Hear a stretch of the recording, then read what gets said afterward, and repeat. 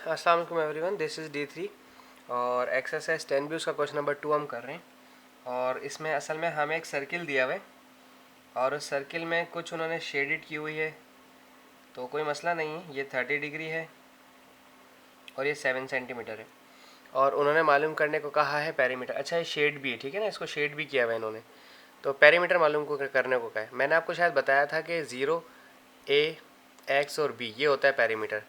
और पेरीमीटर के अंदर आप क्या करते हैं, शायद आपको याद हो मेरी बात कि मैंने पेरीमीटर में कहा था कि आर्क प्लस रेडियस, ठीक है ना। ये वाली जो AXB ये साइड और 2 रेडियस ऐड होते हैं। अच्छा, आर्क का फॉर्मूला शायद अगर आपको याद हो कि θ/360 मैंने आपको लिखवाया था पीछे, फिर 2πr था, याद आ रहा है। और ये प्लस रेडियस 2 रेडियस हो जाएंगे, ठीक है। ये वैसे एक्चुअल फार्मूला होता है, लेकिन मैं डायरेक्ट इस पे फार्मूले पे नहीं लेकर आया ताकि आप कंफ्यूज ना हो जाएं, और पीछे वाले क्वेश्चन से मैंने इसे रिलेट किया। अच्छा, थीटा दिया हुआ है 30 डिग्री डिवाइड बाय 360 और मल्टीप्लाई बाय 2 पाई और रेडियस है 7, ठीक है। प्लस 2 और 7 यहाँ पर आ गया।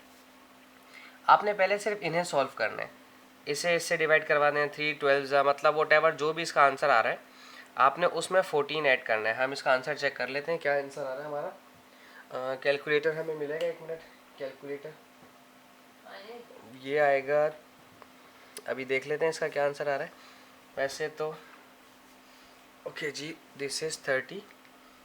हम देखते हैं, वेट अ मिनट, एक सेकेंड, कैलकुलेटर आ जाए। ये आ गया कैलकुलेटर हमारे हाथ में। 30 multiply by 2 multiply by 22 multiply by 7 और डिवाइडेड बाय 360 डिग्री और फिर मज़ीद डिवाइड करवाया 7 से। सो दिस इज़ 3.66 और प्लस 14 करवा देते हैं इसके अंदर, तो ये बन गया 17.66, ठीक है जी। ये था हमारे पास 3.66 और इसको हमने ऐड करवाया तो दिस बिकम 17.66 सेंटीमीटर। मीटर में है, सेंटीमीटर में है, दिस इज सेंटीमीटर, ठीक है। ये पेरीमीटर था। अब निकालना है हमने इसका एरिया। एरिया निकालने का तरीका आपको पता है, एरिया का कुछ नहीं होता, θ/360 degree multiply by pi r square. ये तो बहुत आसान है।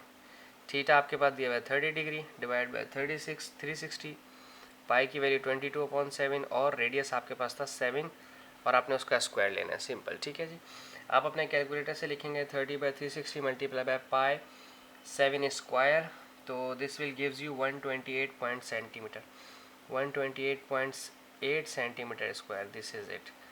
अब हमारे पास है इसका पार्ट भी, हम कोशिश करेंगे हम इसके साथ साथ ही निपटा दें कि पार्ट बी भी हम इसका निपटा दें ताकि हमें आसानी हो जाए, वरना बाद में बड़ी डिफ़िकल्टी होती है।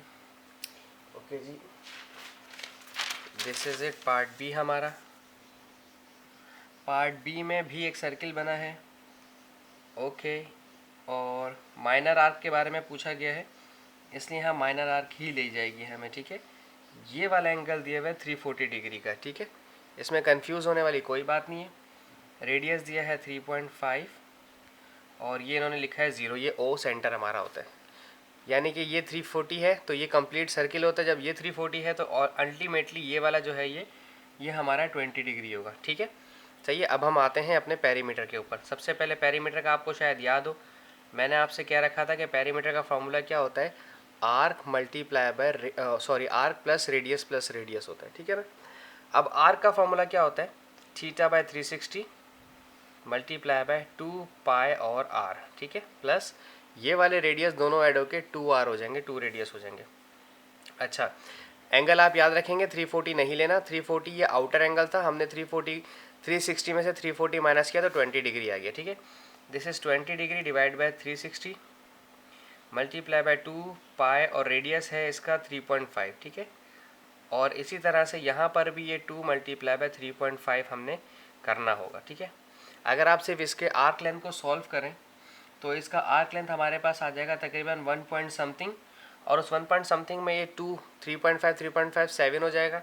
इसको ऐड करेंगे आप तो इसका आंसर आ रहा है, wait a minute, 8.22, this is 8.22 something आ रहा है, दिस इज़ इन सेंटीमीटर। ये तो आ गया पेरीमीटर।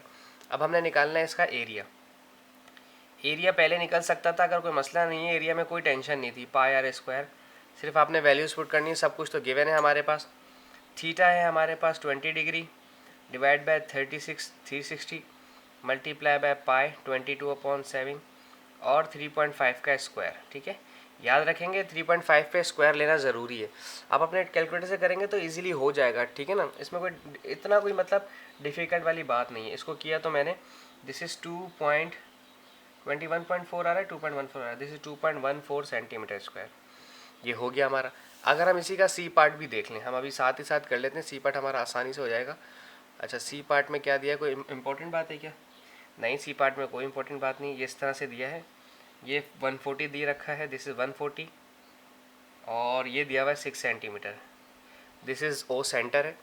हम सबसे पहले पेरीमीटर की बात कर रहे हैं, चूँकि इन्होंने पेरीमीटर मांगा है, और पेरीमीटर का फॉर्मूला आप जानते हैं कि आर्क प्लस रेडियस। आर्क के साथ 2 दफ़ा रेडियस ऐड होगा, और आर्क का फॉर्मूला है 360, मतलब 30 theta by 360 multiply by arc है ना, तो 2 पाई आर होगा, और प्लस रेडियस, ये 2 रेडियस बन जाएगा। अच्छा, थीटा हमने इस्तेमाल करना है 140 डिग्री, चूँकि ये इंटर आउटर का कोई कॉन्सेप्ट नहीं है इस वाले में, इन्होंने थोड़ा बड़ा करके दे दिया है। 2 पाई और रेडियस है 6 प्लस 2 मल्टीप्लाई बाय 6, 2 रेडियस है इसलिए 2 6 12 हो जाएगा। मैं 6 + 6 भी लिखता तो एक ही बात थी, ठीक है।